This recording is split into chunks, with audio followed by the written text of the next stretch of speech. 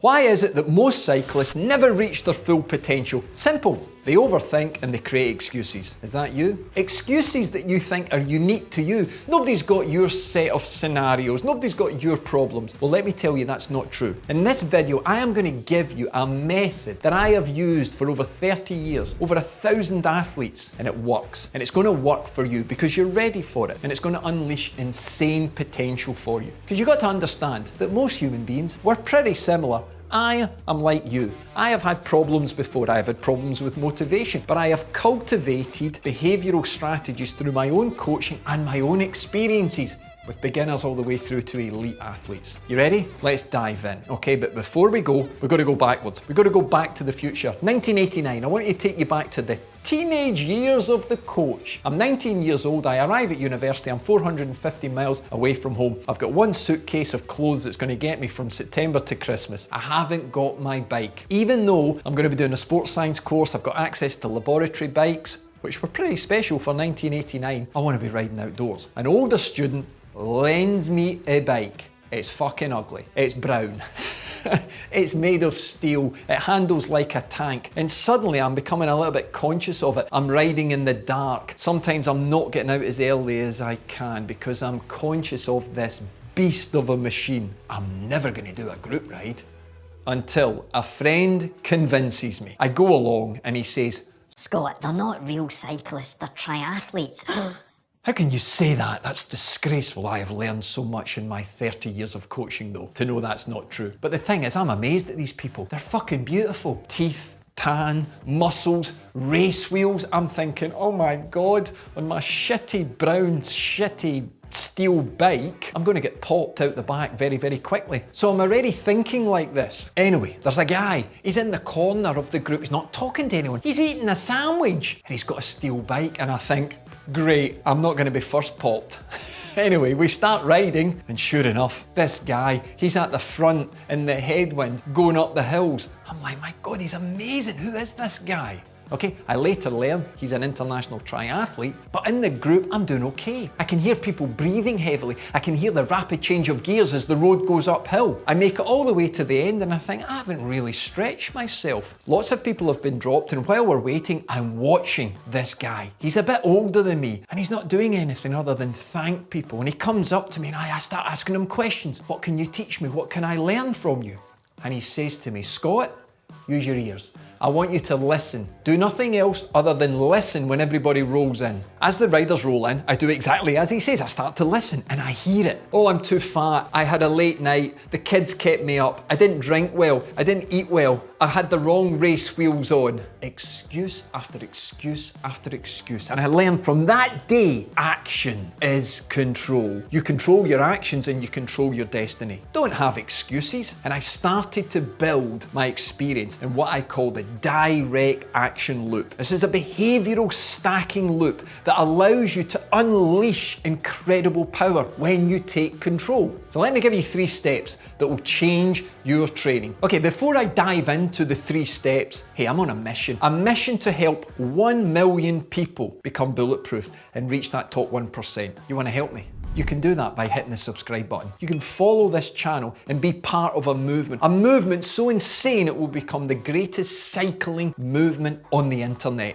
and you can be part of it. Okay, point 1.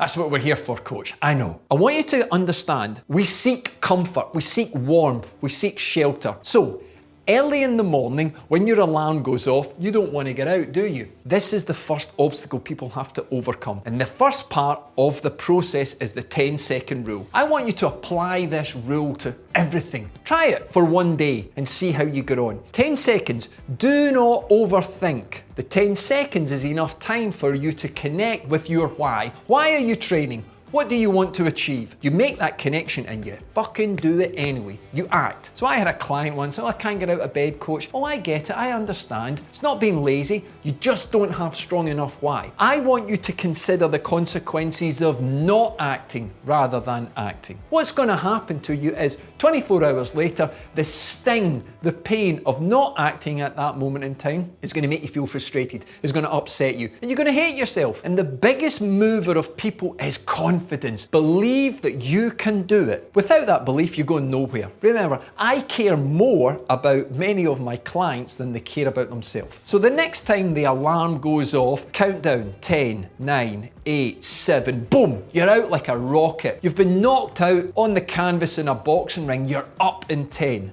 Do not overthink. Apply the strategy of your why. Get out of bed. I don't want you jumping out of bed like a fucking clown in the circus, happy to be alive. No, you're going to feel low in energy, but you move forward. Progress is not about speed, it's about motion forward. You can apply this 10-second rule in life, decision making. Don't become passive, maybe, no.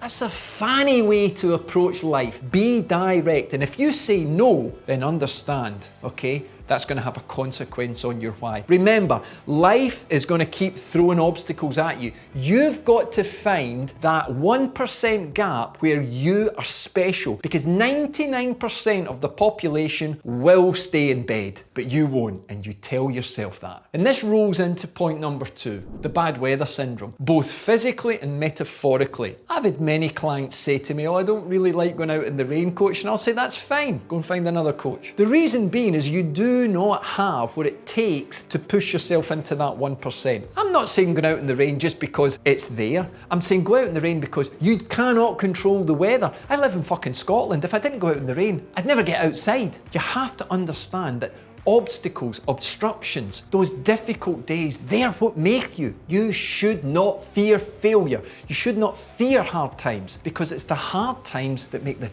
good times more rewarding. So set yourself a challenge. On a rainy day, you don't have to go too far. You can stay close to home. You can actually therefore create a birthday and a Christmas list of clothing that you need to make sure that you can take on bad weather days. Because there's no bad weather, it's just bad clothing, as we always say. But it's a mindset shift. You're creating this active, direct behavior. You're stacking up good habits. You don't look at the weather as an obstacle, you just look at the weather as, what time of day is it? Get out. If it's raining, sunny, it doesn't matter. You have this active, positive motion in everything you do. And that leads into number 3, the thing that underpins all bad behavior, and that's time. And the excuse that you've made that you haven't got enough time, because you directly link time as the input that's going to increase the output. Well, that's bullshit. It doesn't work that way. But you will easily fool yourself that you're running a little bit late, so you haven't got time for a workout because you're a busy guy. You're applying pressure to all the other pillars of your life. Well done. But the thing is, the easiest way to lose progress is just to make those excuses. So I challenge you, as I've challenged all my clients, if you haven't got 1 hour for a session, have you got 10 minutes? It is better to ride than not ride at all. Because what happens is you are positively reinforcing the behavioral loop, the active, the direct action loop. And by doing that, suddenly 10 minutes becomes 30 minutes, 30 minutes becomes 60 minutes, 60 minutes becomes 90 minutes. Suddenly you're a lot more productive in all other areas of life because you realize, okay, what your why is and what you have got to do to be in the 1%. And I'm not talking just about the 1% of fitness, I'm talking about the 1% of human fucking beings. Are you one of them? Or are you gonna lie down and let excuses override your life? Because your life is special, isn't it? It's so unique that nobody else has these problems. As I've said, I've seen it for 30 years. I've been guilty of it myself. That young kid that thought the bike was the excuse that he needed not to be fast. That's all nonsense. You use what you've got, you use your environment, you use the time that you've got, you accept your situation and you move forward. And you can do it in 10 seconds. Easy. Weather's not going to stop you. Nah, and time's not going to stop you. If you put them all together, you will grow as a human being and you will grow as an athlete. Because let's face it, you don't know how much time you've got on this planet. So taking those 10 minutes extra in bed, fuck it. There might not be a tomorrow. Let's not have that. But if there is a tomorrow, I've got a perfect gift for you. I've got a perfect gift for you for the next ride that you do. In over 30 years of coaching, as I've said, I have seen common mistakes that people made. I have created an audio book for you, and at the moment it's free. If you're quick and you click the link in the description, you can download it. In this book, I will cover 5 areas of my Bulletproof manifesto, the journey I have been on through ulcerative colitis, through pronounced dead at the side of the road, and how I have moved to my position, and how it has helped so many other riders, and it's waiting for you.